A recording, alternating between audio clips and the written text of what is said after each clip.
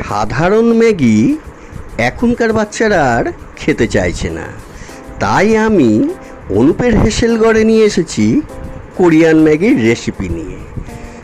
আজ আমি করব কোরিয়ান ম্যাগি। চলুন, নিয়ে নিয়েছি দুখানা ম্যাগি, পেঁয়াজ কুচো, রসুন কুচো, লঙ্কা কুচো, ক্যাপসিকাম কুচো, টমেটোগুলোকে ভালো করে কুচিয়ে নিয়েছি। কড়াইতে তেল দিয়ে আমি প্রথমে রসুন কুচিগুলোকে দিয়ে একটু লাল লাল করে ভেজে নিয়ে পেঁয়াজগুলোকে দিয়ে দিচ্ছি। ঠিক এইভাবেই পেঁয়াজগুলোকে আমি ভেজে টমেটো কুচি, ক্যাপসিকাম কুচি, কাঁচা লঙ্কা দিয়ে খুব ভালো করে নাড়াচাড়া করব। এদিকে আমার ম্যাগিটি সিদ্ধ করতে দিয়েছি। ম্যাগি আমার সিদ্ধ ওদিকে হয়ে গেছে, তাকে জল ঝরিয়ে রাখছি। এবার আমি এতে স্বাদ মতো লবণ দিলাম, 1 চামচ সোয়া সস দিলাম,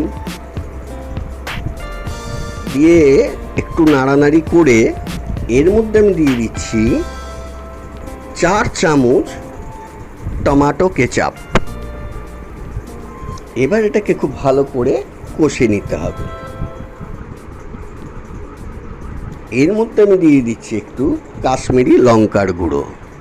যেহেতু এটা ইন্ডিয়া, তাই এখানে অত বেশি লঙ্কা দিলাম না, একটু সাথে স্বাদ মতো চিনিও দিয়ে দিলাম। এবার আমি ম্যাগি মশলাগুলোকে দিয়ে খুব ভালো করে এটাকে কষাবো।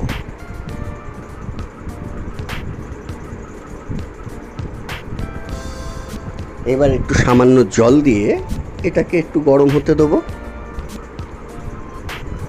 এবার একটু নাড়াচাড়া করে সিদ্ধ করে রাখা ম্যাগিগুলোকে এবার এর মধ্যে দিয়ে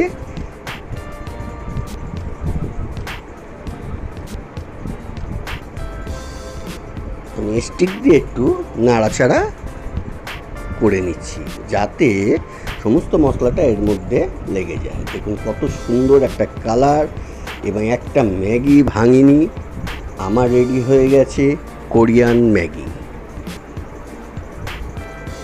আপনারা এটা সহজে বাড়িতে করুন এবং আমার চ্যানেলটি সাবস্ক্রাইব করে ফেলুন।